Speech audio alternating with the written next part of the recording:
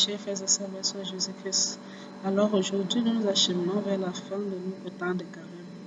Alors la question est un jour aussi très important dans l'écriture pascal. Alors, j'aimerais bien parler donc l'écriture pascal d'un bon chrétien catholique. Comment un bon chrétien catholique vit son credo pascal. La semaine s'est démarquée de plusieurs activités, c'est vrai. Elle commence généralement, comme je l'ai dit, le dimanche des rameaux et s'achève samedi saint. Mais si dans toute cette semaine, en dehors du dimanche des rameaux, les jours les plus importants, c'est bien sûr le jeudi saint, le vendredi saint et le samedi saint, qui constituent ce qu'on appelle les credo pascal. Comment moi, donc chrétien catholique, je vis mon credo pascal? Comment un bon chrétien catholique doit vivre son credo? Première des choses, c'est que le jeudi saint, je dois aller à l'église le soir. Il y a ce qu'on appelle la Sainte Seine. La Sainte Seine. Nous faisons mémoire de l'institution de l'Eucharistie à Jérusalem par notre Seigneur. Ce que nous vivons sont tous les dimanches. C'est ça que nous allons célébrer ce jeudi-là. Et c'est ce même jeudi que c'est la fête des prêtres. Parce que c'est ce jour-là que Jésus a consacré les premiers prêtres. Les apôtres sont donc devenus prêtres le jeudi saint. Il n'était plus seulement qu'apôtres sont devenus des prêtres. Jésus étant lui-même bien sûr le grand prêtre par excellence, selon l'ordre de Melchizedek, comme nous le dit Saint Paul. Comme nous a dit, la lettre aux Hébreux. La lettre aux Hébreux qui est l'épître catholique. Voilà. Jésus est le grand prêtre par excellence selon l'ordre de Melchizedek. Et Jésus Saint l'a consacré de ses apôtres comme prêtre. Il leur demande de célébrer l'Eucharistie. Jeudi saint, dont nous célébrons donc l'institution de l'Eucharistie à Jérusalem. Et c'est ce même jeudi que les prêtres lavent les pieds des fidèles en mémoire de ce que Jésus a fait le jeudi saint. Donc vous devez donc aller à la messe ce jeudi saint. C'est généralement dans la soirée. Généralement les messes commencent à 18h. D'autres paroisses à 19h. D'autres fois à 20h. Ça dépend des paroisses. Il faut juste se renseigner sur votre paroisse, quel est le programme. Et c'est 18h, 19h ou 20h. Mais c'est bien d'assister à cette messe et d'être à l'heure. Deuxième jour important, c'est le vendredi saint. Le vendredi saint, lui, les marques, il n'y a pas de vraiment célébration eucharistique proprement parler. Dans certaines paroisses, il y a ce qu'on appelle souvent le chemin de croix le matin. On parcourt les rues de la ville et avec une croix. Il y a des gens qui sont porteurs de la croix. Mais on fait le chemin de croix en marchant, un peu sous forme de pèlerinage. Voilà. C'est jamais comme ça se fait dans beaucoup de paroisses. Mais il y en a d'autres paroisses qui peuvent faire le chemin de croix à 15 ans. Mais quel que soit le cas, il est important ce jour de faire son chemin de croix. L'idéal étant en paroisse, en communauté, soit le matin avec les autres, soit alors vous le faites à 15 heures. Surtout dans les communautés et congrégations religieuses, à 15 heures. L'heure de la miséricorde divine. Après ce chemin de croix, il y a ce qu'on, dans certaines paroisses, ça dépend des paroisses. En Europe, c'est beaucoup plus la vénération de la croix. En Occident, c'est beaucoup plus comme ça la vénération de la croix qui a lieu généralement à 15 ans. Qui est généralement lieu à 15 ans. Généralement, quand le chemin de croix a lieu à 15 ans, immédiatement après le chemin de croix, on fait la vénération de la croix. Donc, le chemin de croix se termine par la vénération de la croix. Mais si on a fait le chemin de croix plutôt le matin, comme Jésus m'a porté la croix le matin, très tôt le matin, on revient à 15 ans pour la vénération de la croix. En Afrique, il y a un autre supplément, c'est que l'Afrique a ses traditions qu'on a introduites dans l'église. Il y a ce qu'on appelle souvent les salés. On danse les salés quand on est romain, quand un grand pariage,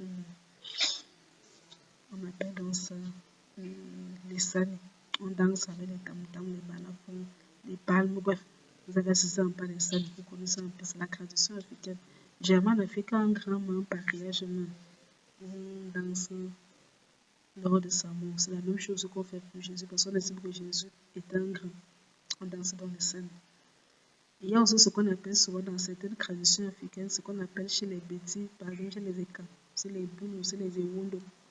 Chez les Ewundo, ce qu'on appelle sur les Silaou. On demande au prêtre que de quoi est mort notre ami Jésus. Jésus qui nous donna à manger.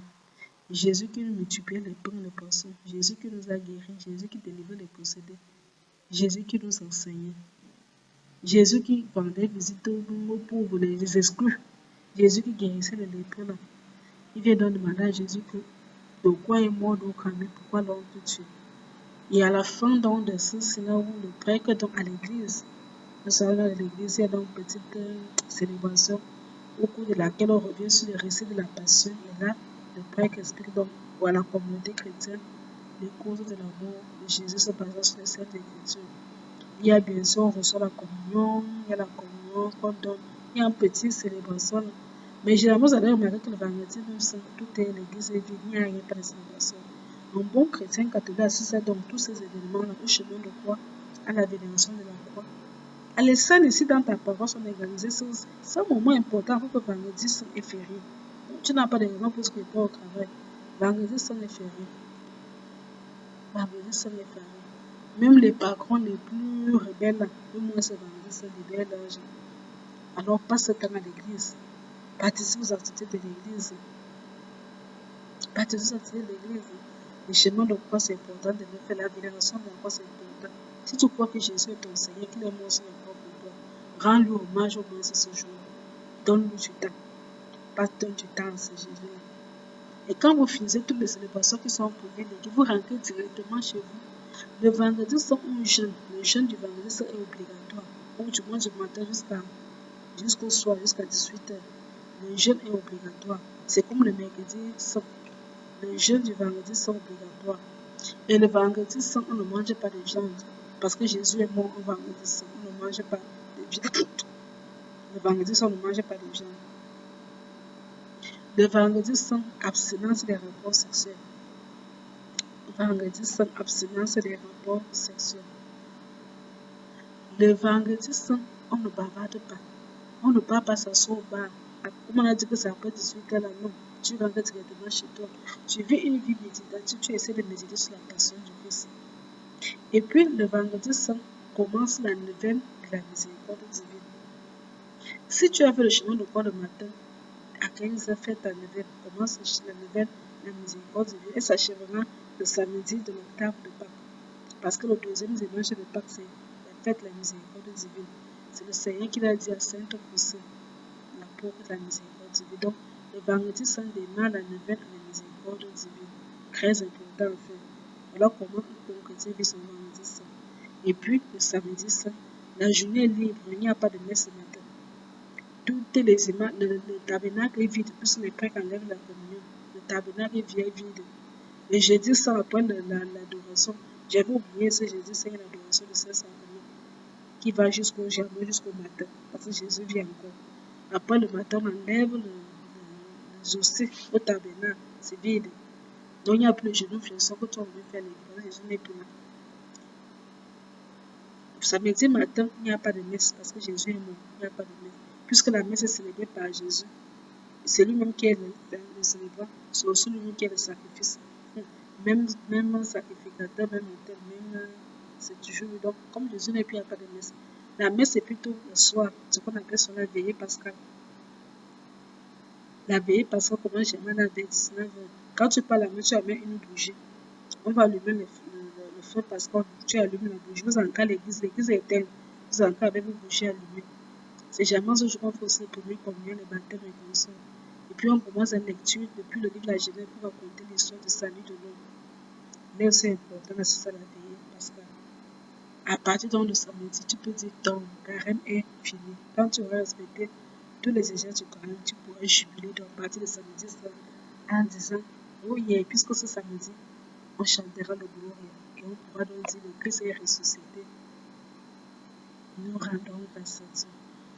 Bonne fin dans le temps quand même et surtout bon crédit parce que le Seigneur nous accorde la grâce de bien vivre et de bien achever ce temps de carême. Je vous souhaite aussi par anticipation joyeuse fête de Pâques en tout, Jésus.